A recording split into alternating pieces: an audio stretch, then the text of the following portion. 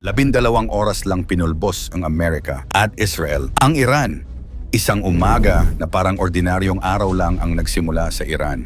Hanggang sa biglang umalingaungaw ang sunod-sunod na pagsabog na yumanig sa kabisera. Sa loob ng ilang minuto, nagbago ang atmosphere ng buong bansa. Ang mga tao na patingin sa langit, ang komunikasyon nagkagulo at ang military radar systems nagsimulang mag-alert. Walang mahabang babala, walang ultimatum na narinig ng publiko. Ang sumunod na mga oras ang naging isa sa pinakamabilis at pinaka-intense na military escalation na naitala sa modernong geopolitics. Sa loob lamang ng 12 oras, isang coordinated strike campaign ang tumama sa iba't ibang strategic targets sa Iran. Ang bilis, lawak at timing ng operasyon ang dahilan kung bakit maraming analyst ang nagsabing hindi ito ordinaryong airstrike campaign.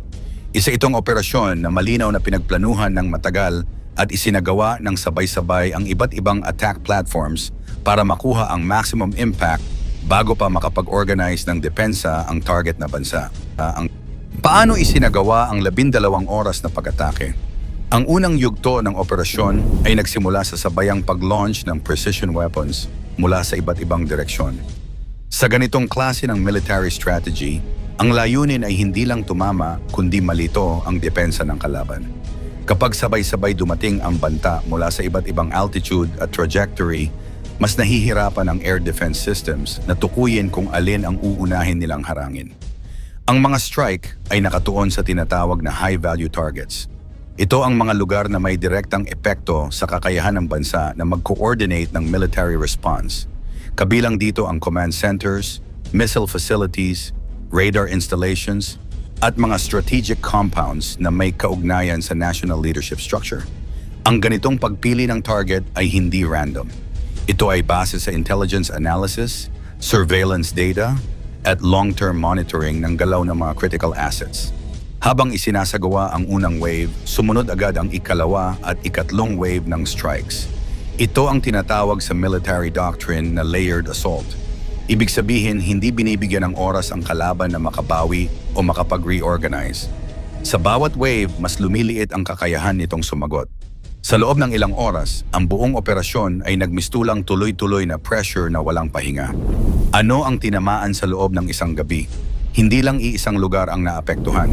Sa loob ng kalahating araw, maraming bahagi ng Iran ang nakaranas ng epekto ng operasyon. May mga lungsod na nawalan ng kuryente. May communication systems na pansamantalang bumagsak. May transport routes na nasira o isinara bilang safety measure. Sa ganitong sitwasyon, hindi lang military ang apektado kundi pati civilian life. Ang biglaang disruption ng infrastructure ay nagdulot ng panic buying sa ilang lugar. May mga residente na nagmadaling mag-imbak ng pagkain, tubig, at fuel dahil sa takot na tumagal ang krisis. May ilan ding umalis sa mga lungsod para maghanap ng mas ligtas na lugar. Ang ganitong reaksyon ay normal sa mga sitwasyong hindi malinaw kung gaano kalawak o katagal ang magiging labanan. Bukod sa physical damage, malaki rin ang psychological effect. Ang sunod-sunod na pagsabog at sirena ay nagdulot ng matinding kaba sa populasyon. Sa ganitong mga sandali, ang pinakamalakas na armas ay hindi lang missiles kundi uncertainty. Kapag hindi alam ng publiko kung ano ang susunod na mangyayari, mas tumitindi ang takot at tensyon. Ano ang agarang resulta? Matapos ang unang 12 oras, malinaw na may malaking epekto ang operasyon sa strategic structure ng bansa. May mga ulat na ilang matataas na opisyal at security figures ang naapektuhan na nagdulot ng pansamantalang kalituhan sa chain of command. Sa military perspective, kapag ang command structure ay nagulo, bumabagal ang decision-making at humihina ang coordination ng depensa. Sa regional level, agad ding tumaas ang alert status ng mga kalapit na bansa. Maraming radar systems ang na-activate at airspace monitoring ang pinaigting. Ang mga ganitong hakbang ay indikasyon na ang situation ay hindi na lamang lokal na insidente, kundi posibleng magkaroon ng mas malawak na epekto sa rehiyon. Sa international stage, mabilis ang naging reaksyon ng iba't ibang bansa. May mga nanawagan ng agarang de-escalation, may naglabas ng pahayag ng pagkabahala, at may nagsimulang maghanda sakaling lumawak ang tensyon. Kapag ang malalaking kapangyarihan ang sangkot sa isang military escalation, automatic itong nagiging global concern dahil maaaring maapektuhan ang ekonomiya, seguridad, at stability ng maraming bansa. Paano tumugon ang Iran? Hindi nagtagal ay naglabas ng tugon ang Iran sa pamamagitan ng sariling military actions. Ang ganitong response ay bahagi ng deterrence principle. Kapag ang isang bansa ay umatake at walang naging sagot ang kabilang panig, maaaring magmukhang mahina ito sa mata ng kalaban at ng sarili nitong mamamayan. Kaya mahalaga sa strategic doctrine ang pagpapakita na may kakayahan pa ring gumanti. Kasabay ng military response, naglabas din ng mga pahayag ang pamahalaan upang ipakita na kontrolado pa rin nila ang sitwasyon. Sa panahon ng krisis, mahalaga ang messaging dahil ang morale ng publiko ay nakadepende sa kumpiyansa nila sa liderato. Kapag naniniwala ang mamamayan na matatag pa ang pamahalaan, mas mababa ang tsansang magkaroon ng internal unrest. Ano ang posibleng plano ngayon? Sa kasalukuyan, ang direksyon ng Iran ay nakatuon sa tatlong pangunahing layunin: pagpapatatag ng depensa, pagpapanatili ng internal stability, at paggalaw sa diplomatic front. Ang pagpapalakas ng defense readiness ay mahalaga para maiwasan ang panibagong strike. Ang internal stability naman ay critical upang hindi magkaroon ng power struggle o kaguluhan sa loob ng bansa. Samantala, ang diplomatic efforts ay ginagamit upang makakuha ng international support at ma-pressure ang kalaban na bumalik sa negosasyon. Ang kombinasyon ng tatlong ito ang karaniwang strategy ng isang bansang nakaranas ng biglaang military escalation. Hindi sapat ang lakas ng armas lamang. Kailangan ding gamitin ang politika at diplomasya upang mapanatili ang balanse ng sitwasyon. Ang 12 oras na operasyon na ito ay nagpakita kung gaano kabilis magbago ang geopolitical landscape kapag nagbanggaan ang malalaking kapangyarihan. Sa modernong panahon, hindi na kailangan ng mahabang digmaan para magbago ang direksyon ng kasaysayan. Minsan, sapat na ang isang maikling window ng matinding aksyon para mabago ang balanse ng kapangyarihan sa isang rehiyon. Ang tunay na epekto ng ganitong pangyayari ay hindi agad nasusukat sa loob ng isang araw. Lumalabas ito sa paglipas ng panahon habang nakikita kung paano nag-a-adjust ang mga bansa, paano nagbabago ang alliances, at paano nagre-react ang global community. Ang mga susunod na linggo at buwan ang magpapakita kung ang nangyaring iyon ay simula ng mas malalim na tensyon o simula ng panibagong yugto ng negosasyon. Sa huli, isang bagay ang malinaw. Ang nangyari sa loob ng 12 oras ay patunay kung gaano kabilis magbago ang mundo kapag ang military power, political will, at strategic timing ay nagsabay sa iisang sandali. At habang patuloy na nagmamasid ang buong mundo, nananatiling bukas ang tanong, ito ba ay isang isolated strike lamang o simula ng mas malaking kabanata sa kasaysayan ng global power struggle? Sa tingin mo, ito na ba ang simula ng mas malaking digmaan? Hanggang saan kaya aabot ang tensyon na ito? Magtatapos ba ito sa negosasyon o sa mas matinding labanan? I-komento mo naman iyo sa ibaba, paki-like ang ating video, i-share mo na rin sa iba. Salamat at God bless. Paano ginawa ang planadong pagpatay kay Ayatollah Ali Khamenei? At sino ang susunod na supreme leader ng Iran? Sunod-sunod na binomba ng Amerika at Israel ang Iran nitong February 28, isang pangyayaring yumanig sa buong mundo. Isang malawakang pinagsanib na military strike laban sa Iran. Sa loob lamang ng ilang oras, tinamaan ang mga pangunahing strategic targets sa bansa, kabilang ang mga military command centers, missile facilities, at high-level government compounds sa kabisera ng Tehran. Ang pinakamatinding balita ay ang pagkamatay ng pinakamakapangyarihang leader ng Iran, si Ayatollah Ali Khamenei, na kinumpirma mismo ng Iranian state media matapos ang operasyon. Plano at pag-target sa pagpatay kay Khamenei.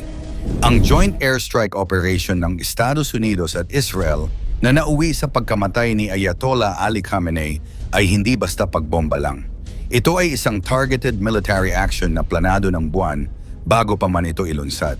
Ayon sa mga military and intelligence sources, bahagi ng plano ng operasyon ang pag-target sa pinuno mismo at iba pang matataas na opisyal na may malaking papel sa pamumuno at desisyon ng Iran.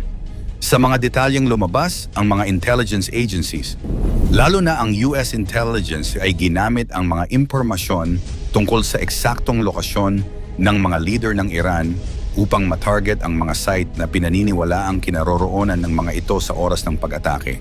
Ito ay nakolekta sa loob ng maraming buwan bago mailunsad ang Operation Epic Fury na nagpapakita na hindi ito isang impulsive o simpleng action kundi isang planadong military strategy.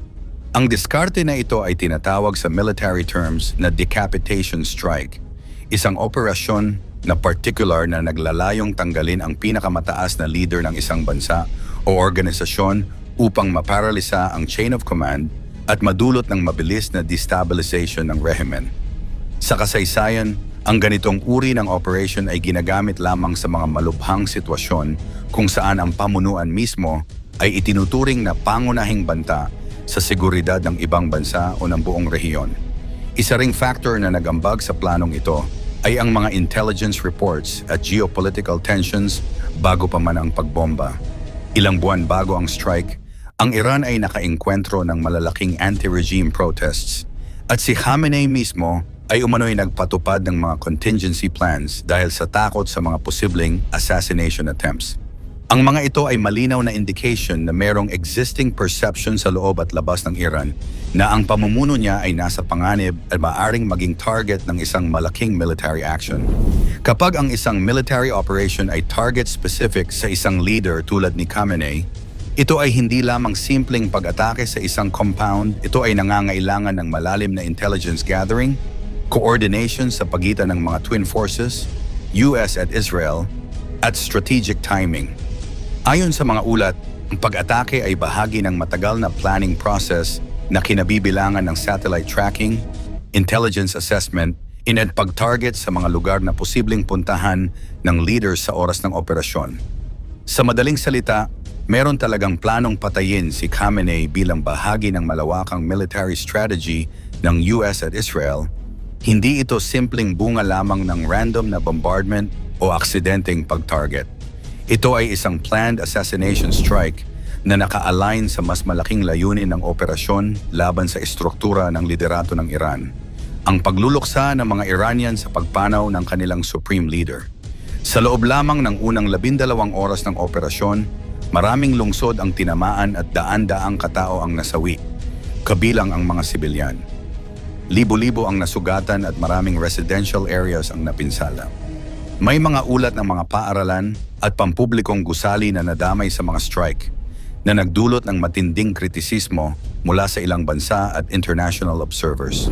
Para sa Iran, ang pangyayari ay hindi lamang isang military attack, kundi isang direktang pag-atake sa soberanya at pamumuno nito. Agad na nagdeklara ang pamahalaan ng Iran ng 40 araw ng pambansang pagluluksa at tinawag si Khamenei bilang isang martir ng Estado. Kasabay nito, nangako ang Islamic Revolutionary Guard Corps ng matinding paghihiganti.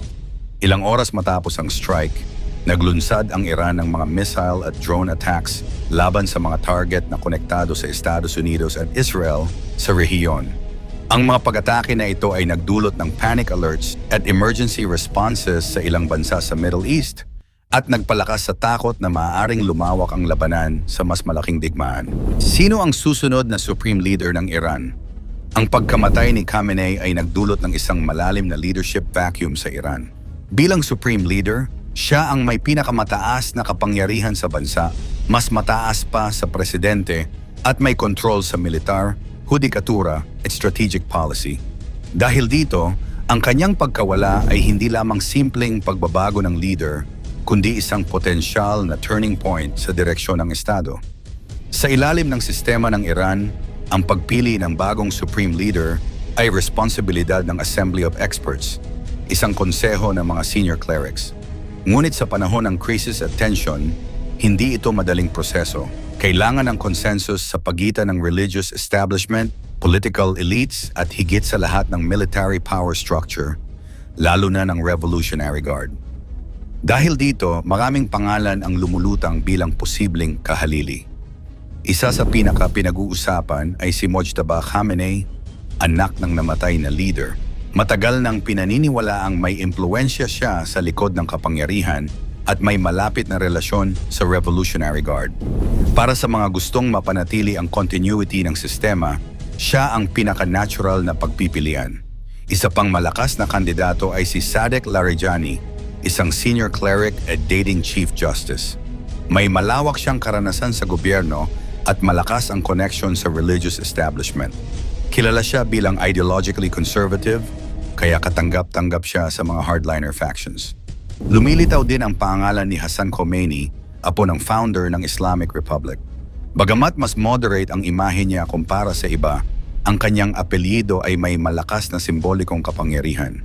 Para sa ilan, ang pagpili sa kanya ay maaaring magbigay ng legitimacy at pagkakaisa sa panahon ng kaguluhan. Kasama rin sa mga posibleng pangalan sina Ahmad Khatami at Alireza Arafi, kapwa kilalang clerics na may mataas na respeto sa religious hierarchy. Hindi man sila kasing prominent sa international media, malakas ang reputation nila sa loob ng sistemang relihiyoso ng Iran na isa sa pinakamahalagang salik sa pagpili ng supreme leader. Kung susuriin, ang magiging susunod na leader ay malamang na hindi ang pinakasikat sa publiko, kundi ang kandidatong may pinakamatibay na suporta mula sa tatlong puwersa: ang clerical establishment, ang military elite, at ang political insiders. Ang balanse ng tatlong ito ang magtatakda kung sino ang mamumuno sa Iran sa susunod na yugto ng kasaysayan nito. Samantala, ang epekto ng pagkamatay ni Khamenei ay hindi lamang limitado sa Iran. Ang buong rehiyon ay nakaramdam ng tensyon.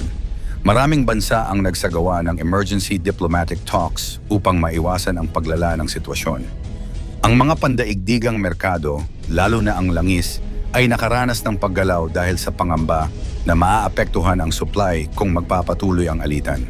Sa mas malawak na perspektibo, ang pangyayaring ito ay maaring maging simula ng bagong geopolitical era.